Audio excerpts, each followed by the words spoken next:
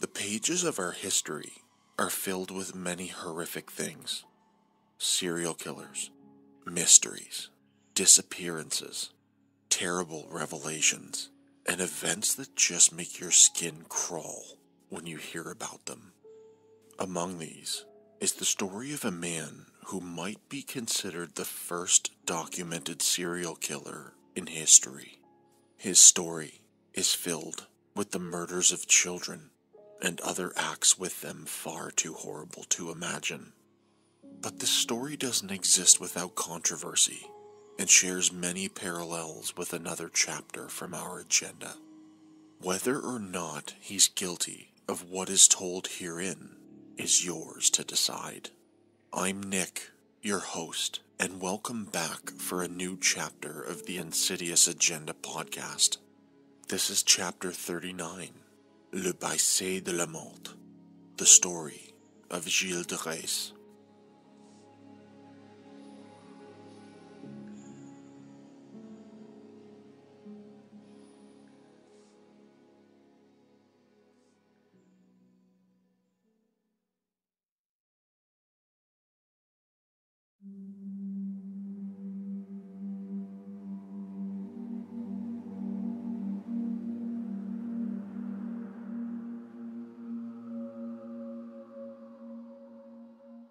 In the autumn of 1404, a young boy named Gilles de Montmorency-Laval was born to parents Guy II and Marie de Craon.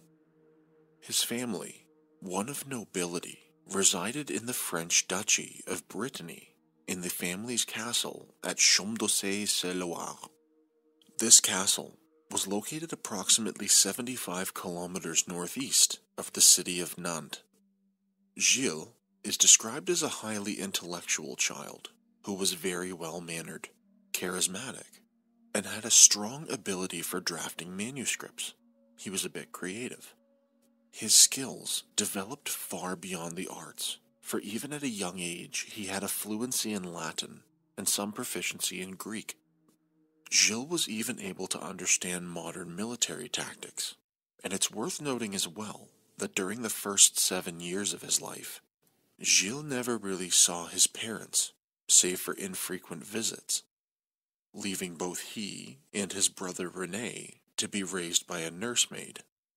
And before we put the wagon before the horse, this isn't because his parents were cold or heartless, but it was the philosophy surrounding the raising of children at the time, especially among nobility.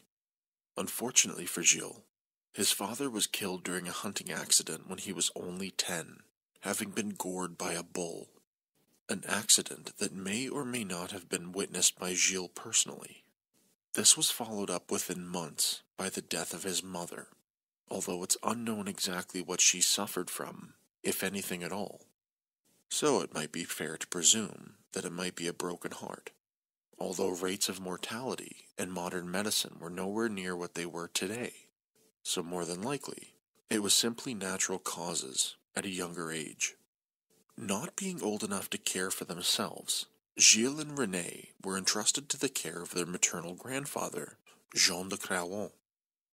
An important piece of information here is that Gilles' father Guy was gored to death, but he wasn't killed right away, for his death was very slow and painful. He was taken back to the castle, where it would take a number of days for him to pass. This gave him enough time to draft a last will and testament.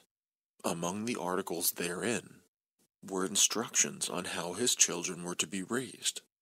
Under no circumstances were they to be raised by Jean de Craon. Moreover, it was preferred that they would go to live with his cousin, Jean Tournemine de la Jaunaudet. There was believed to be a great amount of ill will that existed between Guy and Jean, which predated Gilles' birth. During his years living with his grandfather, there began to be a shift in Gilles' personality. The cloak of a well-mannered young boy gave way to a crass, mean-spirited teenager. Though Gilles was extremely well off, having inherited his parents' fortune, it didn't stop his grandfather from attempting to marry him off, for Jean was a well-known political schemer, and only sought to further his family in France. It might seem strange, by modern standards, marrying off a boy of only age 12, but it was quite common at this time, especially to secure lands and allegiances.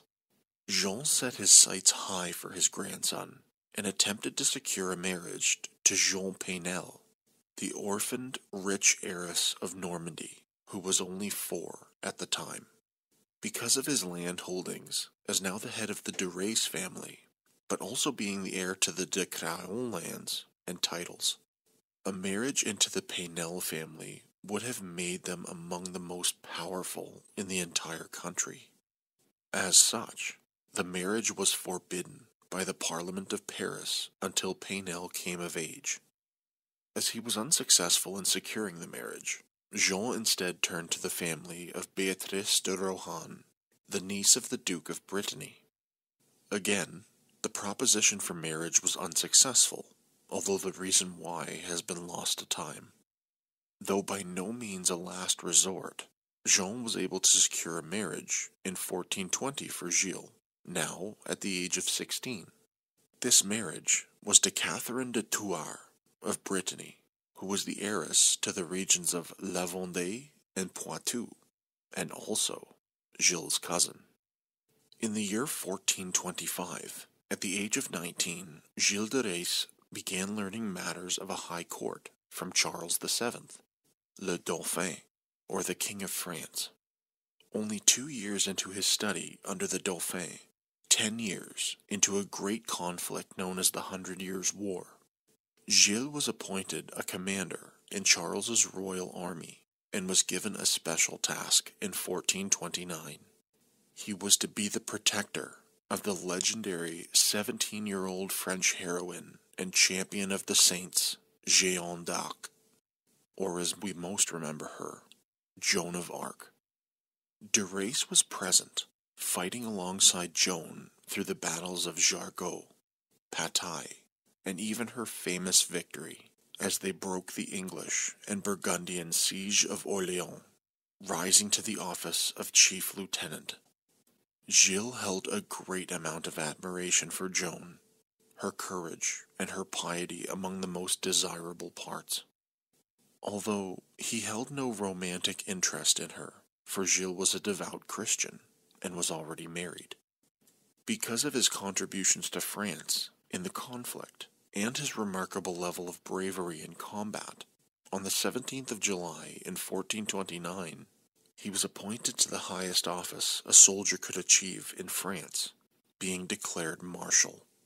It's worth noting that although Gilles possessed a great amount of skill as a soldier, he was found wanting in the political arena.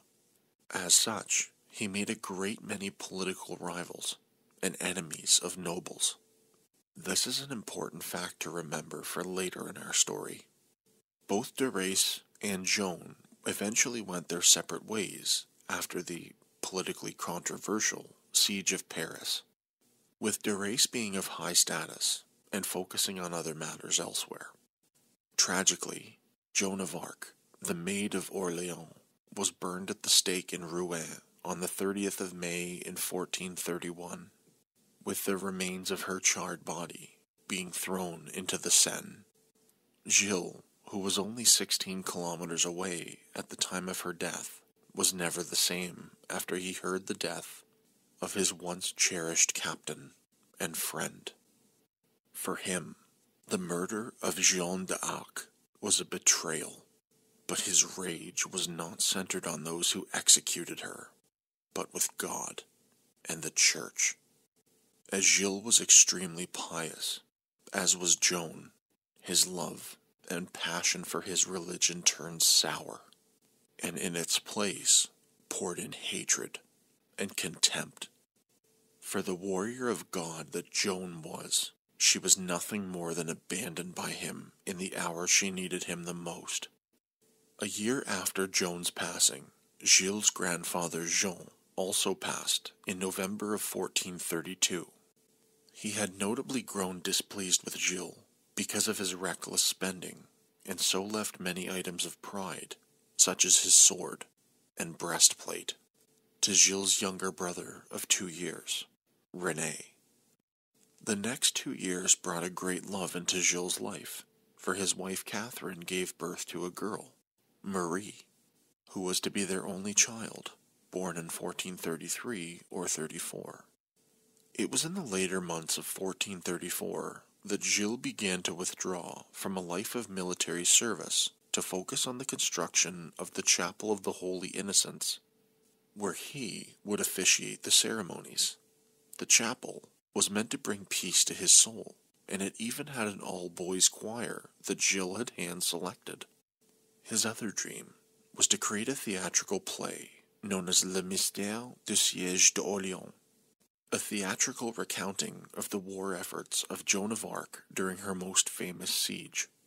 The play, which was 20,000 lines of verse long, required 140 speaking roles and 500 extras.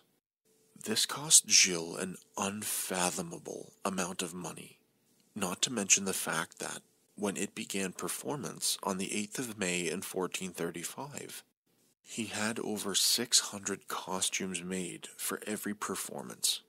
Yes, they were worn once and discarded after every show. He was also hospitable, having unlimited stores of food and drink which were provided to the spectators for his play. But it wasn't just the play he was focused on, it was high society in general. Gilles de Rais was known for throwing extravagant parties, though he were a literal Jay Gatsby. Festivals, banquets, and tournaments were all put on by Gilles and ran around the clock for days on end. They were complete with choirs, comedians, performers of all sorts, and many gifts for his guests and attendees were given out. This also included gifts of livestock, such as horses, sheep, and oxen. To support these habits, he began selling many of his properties, financing his dream, and by the earlier parts of 1436, he had sold everything, with the exception of his wife's estate in Poitou and his 2 castles, that of his family, Chaumdessay-sur-Loire, as well as Ingrand. Just prior, in June of 1435, members of his family gathered to put a stop to Gilles' spending. Among those most concerned was his brother René. They took their matters before the Pope, Eugene IV, but he didn't agree to help them, so they brought their matters before Charles. Charles laid out a royal edict in the lands of de Rais, who was labeled as a spendthrift, and he was forbidden for selling off any more of his lands, and no one in Charles's court was to have any contact with him. Gilles was in financial ruin, and the creditors, from whom he borrowed so much money, came calling. To pay them off, de Rais was forced to sell many of his precious possessions, his manuscripts, books, paintings, and even his clothing. Because his coffers were depleted, Gilles turned to alchemy in an attempt to turn common metals into gold, even once joining in the search for the fabled sorcerer's stone. He brought in many different alchemists and sorcerers from across Europe. That September, he left Orléans and went to the one place where the edict wasn't in effect, Brittany, although his family had tried and failed to get the edict recognized there. The 1430s were a strange decade for de Rais, and possibly nothing more strange than in May of 1440. On the 15th, Gilles de Rais kidnapped a cleric from the church of Saint-Étienne de Mort after the pair had a disagreement. The Bishop of Nantes investigated the kidnapping and presented his findings, many of which he did not originally expect to find, on the 29th of July to John VI, the Duke of Brittany. Agreeing to prosecute Gilles de Rais, John VI had him arrested on the 15th of September, along with his bodyguards, Poitou and Henriette. They were brought to the city of Nantes, up on 47 different charges, among them murder, sodomy, and heresy. De Rais was to be tried under two courts, the secular court to serve justice, and the ecclesiastical court to serve God. The ecclesiastical trial would end up lasting 40 days, while the secular trial only 5. On the trial sat 3 members, the Bishop of Nantes, the Chancellor of Brittany, and the President of the Provincial Parliament. When brought to trial, Gilles de Rais was hesitant to confess to anything, believing the whole trial to be a mockery. The court didn't see it that way, and said they would levy the ultimate punishment, excommunication, or removal from the church and thus the light of God, if he did not plead one way or another. Though still extremely reluctant, he relented, entering a plea of not guilty. It was only after the threat of torture was used to draw that confession from him that he finally spoke up. What he told them was far worse than anyone could have imagined. It all began when Gilles de Rais became broke because of his extravagant lifestyle. During his foray into the world of alchemy, he was one day approached by a well-known sorcerer from Italy named Antonio Francisco Prelati in 1432.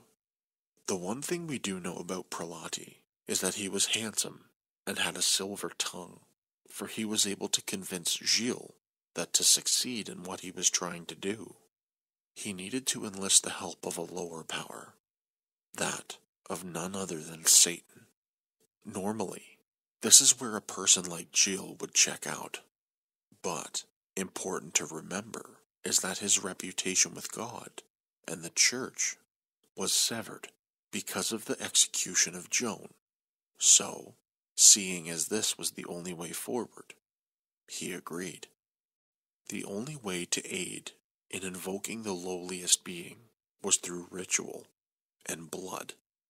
Gilles was able to lure, by way of trickery, a young peasant boy to his castle at Champs-Élysées. The boy's stay wasn't very long, for he was murdered. Using the boy's blood, de Rais and his accomplices scrolled invocations and formulae into the floors to call on the Dark Lord.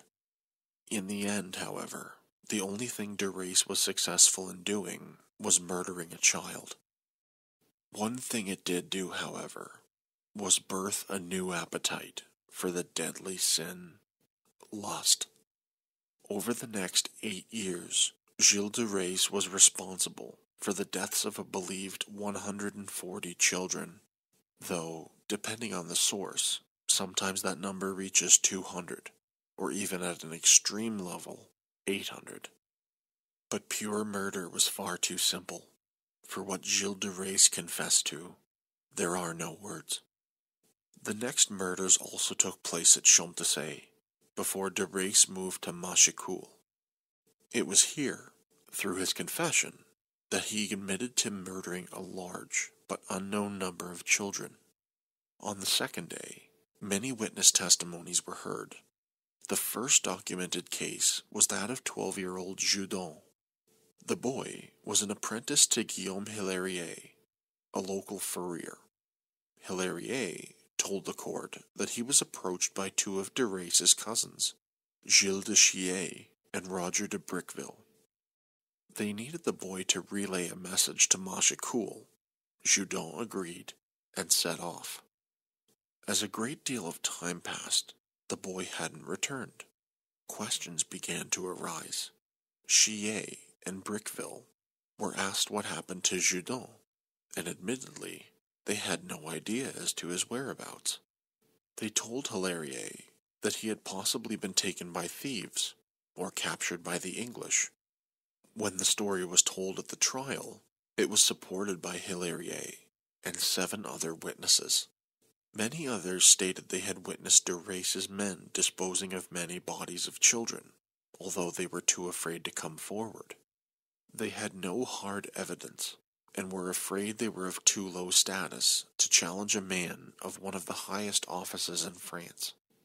Many witnesses testified that they had offered up their children for money, clothing, and food. But this wasn't a sale of their child, for de Rais, through his accomplices, had said that their children would be trained as knights, or trained to take up positions in the church. If a peasant was so bold to have wandered up to his castle, begging for food or coin, de Rais would often watch from the windows and point out, for his guards, those children that he wanted. On the 23rd, confession was heard from de Rais's bodyguards, with the most damning being from Etienne Corriot, known as Poitou.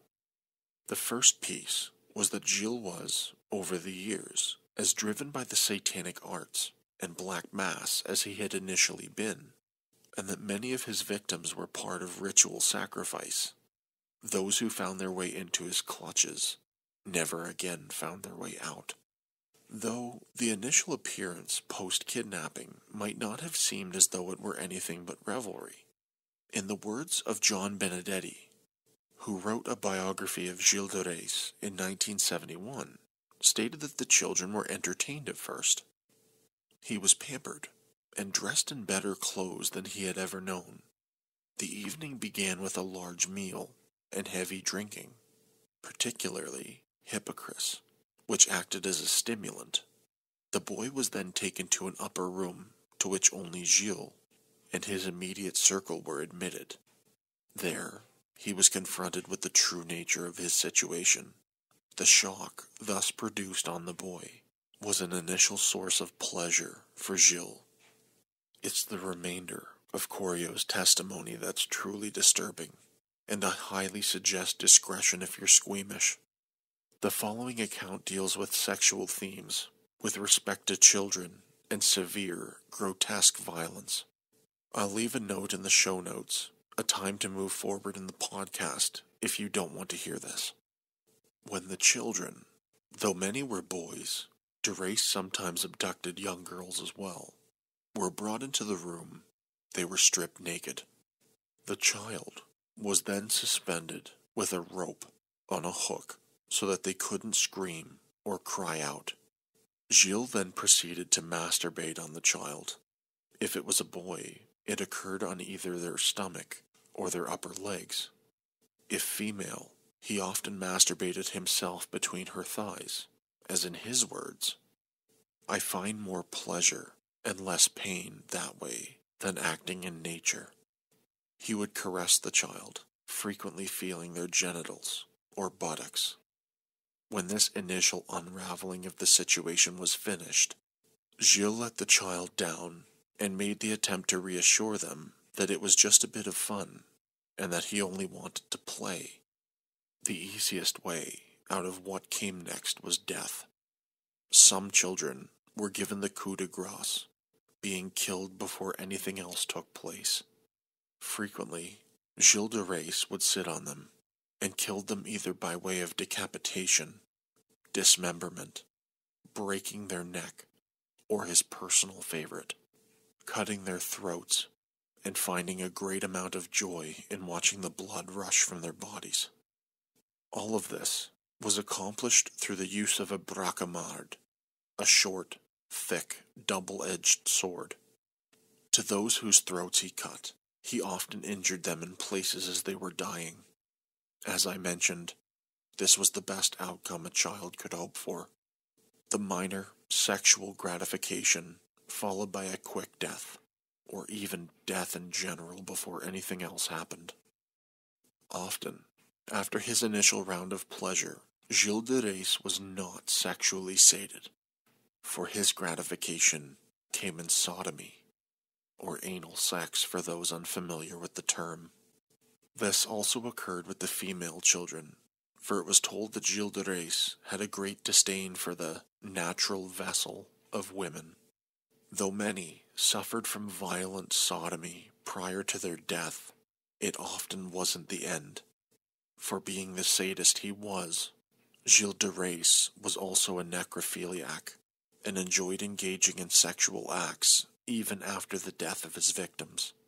It's believed that it wasn't the sexual acts he enjoyed so much, but more so the degradation of the children Though, and don't misunderstand, the sexual gratification was a key item in his agenda. He took so much pleasure in it that he often fainted at the point of reaching orgasm.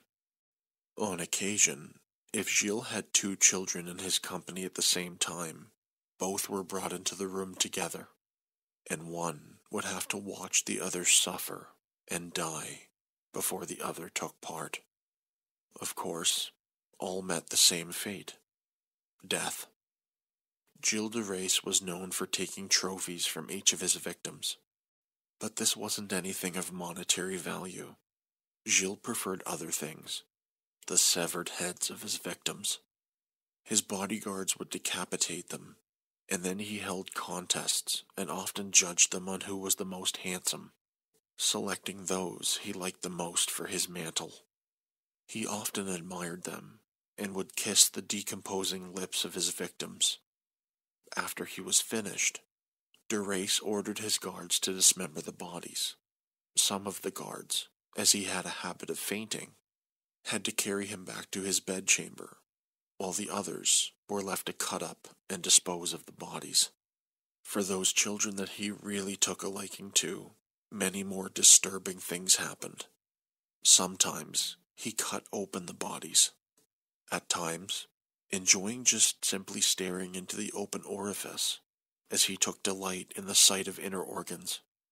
Other times, he would even masturbate himself to the sight of them. Of the worst, most degrading acts, he would cut the throats of his victims and squat over them. He stared longingly into their eyes, laughing and masturbating himself, ever watching as the life slowly left their body.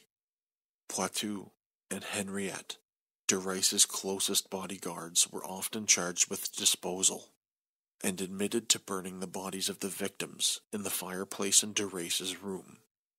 Their clothing was added bit by bit so as not to emit a great smell, and so that it would burn slowly.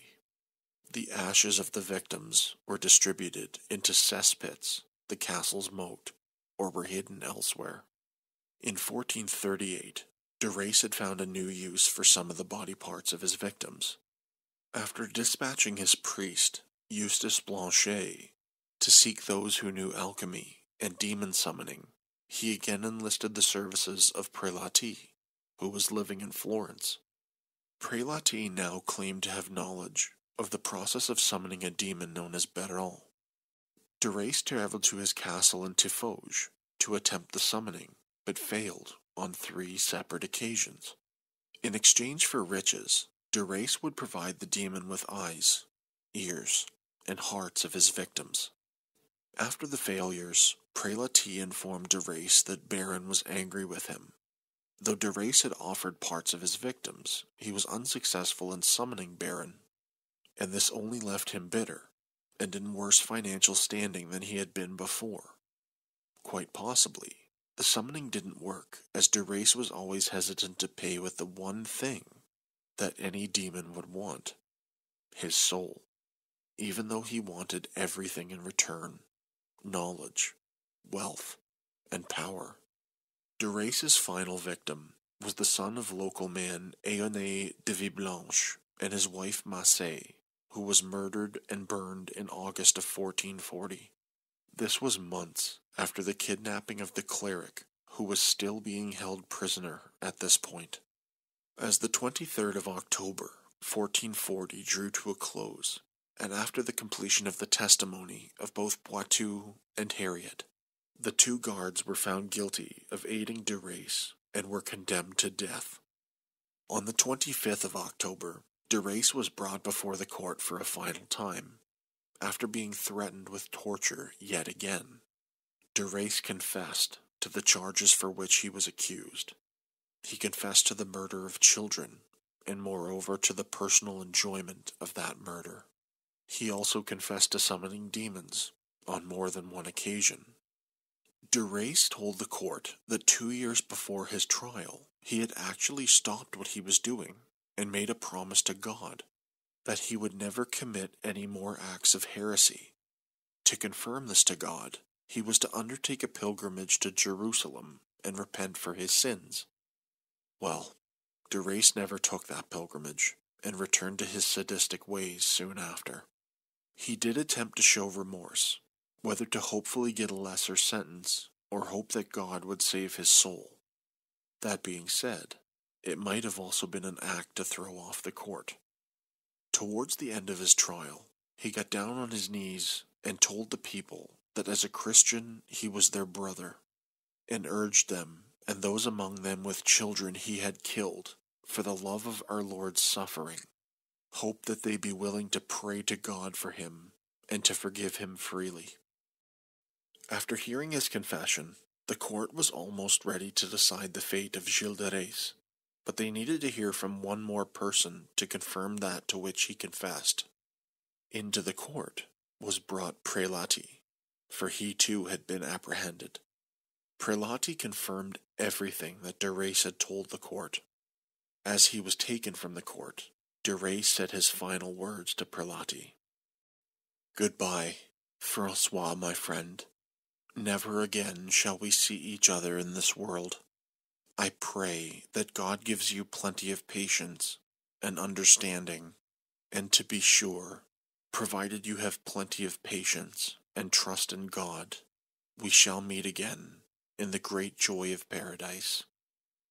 Prelati, for his part in this and for his crimes of sorcery, was later sentenced to life in prison. He eventually escaped from that confinement and returned to aiding those who were in a similar plight to de Rais. It was only a matter of time, and he was recaptured, tried, and convicted. This time, because of his heresy, Prelati was hung. The courts had found de Rais guilty. The sentence imposed by the ecclesiastical court was handed down first. Gilles de Rais was excommunicated. In an absolute fit of hysterics, de Rais fell to his knees, begging, pleading, and moaning to be let back into the church. He was fortunate, for the Bishop of Nantes took pity on him. He allowed him to be reincorporated, because of God's love. The verdict of the secular court followed. They sentenced him to death by hanging and simultaneous burning the following day. As his last requests, Gilles de Rais asked, 1. To be the first among his men put to death. 2. Asked to give confession prior to his death. And 3. To be buried in the church of the monastery at Notre-Dame de Carme in Nantes. All of these 3 requests were granted. Many other sentences were given that day, including the sentencing of the sorcerer Prelati, as we've mentioned. But all others were given jail sentences of varying degrees, some lessened for confessing against de Rais. At 9 a.m. on the 26th of October, Gilles de Rais and his 2 bodyguards, Henriette and Poitou, were brought to the gallows on the Ile de Biesse. Though the last words of Gilles de Rais have been lost to time, what was remembered is that he gave a lengthy sermon to those who had gathered to witness him being put to death. He again admitted his sins to those present, told them to raise their children in a strict manner and to be faithful to God and the Church. Among the last of it was for his companions, Henriette and Poitou, to die bravely and to only think of the salvation of God as they died. At 11 a.m., the brush at the base of the platform was lit, and Gilles de Rais was hung. Before his body could be consumed by flame, he was cut down, and the announcement was made that his body had been claimed either by 4 ladies of high rank, or possibly the Bishop of Nantes. His bodyguards were hung, and their bodies were reduced to ash and scattered in an unknown location. After the death of her husband, Catherine de Thouars remarried to Jean de Vendôme, a rich and powerful nobleman in Brittany. Their only daughter, Marie, married an admiral in the French Navy, but died without giving birth to a child. Gilles' brother René inherited their family castle at Champ-de-Sey until his passing in 1473. Renee didn't have any children, thus the de Rais line faded into obscurity after he passed. The ultimate insult to their grandfather, Jean de Craon, who positioned the family so carefully as to ensure the line would carry on. And this is where the de Rais story ends. But is it truly the ending we think it is? Is Gilles de Rais truly responsible for what the court said that he did? At first glance, and by the context of what I told you, we'd like to believe it. If that great amount of children went missing and suffered such horrible endings, we'd like to think that the families who testified against them had no reason to lie about their children and what might have happened with them. We also have to believe that they wouldn't have spoken up due to the fact that de Rais, as mentioned, was one of the highest-ranking members in French society, and any black mark against them would have dragged the de Rais name through the mud, and would no doubt have incurred the repercussions from de Rais himself. Second, Gilles de Rais was threatened, or possibly tortured outright to obtain his confession. Important to remember as well that the two chief witnesses, Henriette and Poitou, were also tortured to giving a confession. Whether true or not, whatever he said in that confession has to be taken with a grain of salt, under the circumstances. But with the reports of what he did, bringing him to court, who would have benefited the most from the execution of de Rais? We can look no further than the court and the Duke of Brittany. With the exception of some of his lands, following the death of de Rais, the Duke of Brittany inherited those lands and redistributed them as he saw fit. He likely would have had no more motivation required than to convict de Rais of his crimes. Overall, this story shares many similarities and parallels with the subject of Chapter 24, the Blood Countess, Elizabeth Bathory. The potential fabrication of a horrific story and requisite conviction in order to take her lands and titles from her. Either way, history will always remember two versions of Gilles de Rais. The first was the prestigious and courageous war hero, one who fought alongside the fabled Joan of Arc and rose as a teenager to some of the highest positions in French political and militaristic society. The second is the vile, debaucherous, and murderous satanic sadist that confessed to murdering over 100 children. Likely, he will always be remembered as the latter, but the conditions around his conviction and execution will always be brought up evermore.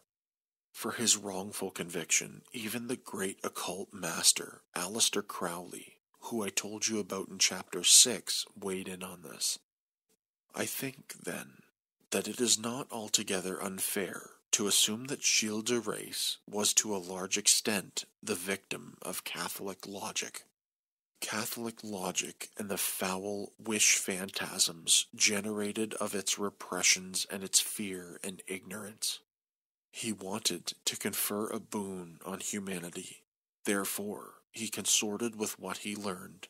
Therefore, he murdered little children. To finish our episode, I'll leave you with a quote from author Andrew Lang, who wrote a biography titled The Story of Joan of Arc in 1906, wherein he mentions de Rais, his trial, and why he might have given the confession that he did. There was a great marshal of France, Gilles de Rais, a nobleman who fought alongside Joan at Orleans, at Le Tourelle, at Jargeau, at Pathay, at Paris, and who carried the sacred vessel which the angel brought long ago with holy oil at the king's coronation. Later, this man was accused by the Inquisition of the most horrible crimes. Among other things, he was said to have sacrificed children to the devil, and to have killed hundreds of little boys for his own amusement. But Gilles de Rais denied these horrible charges. He said he was innocent, and for all that we know, he was. But they took him to the torture vault, and showed him the engines of torment, and he confessed everything, so that he might be put to death without torture.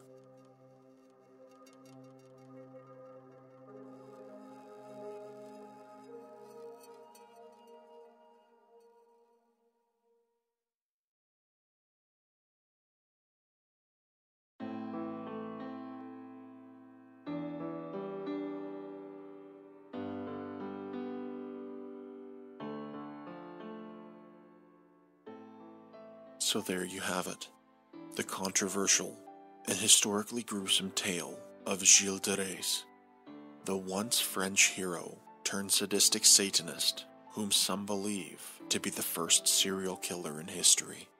I hope you enjoyed listening to today's story, and thanks once again for choosing to come back.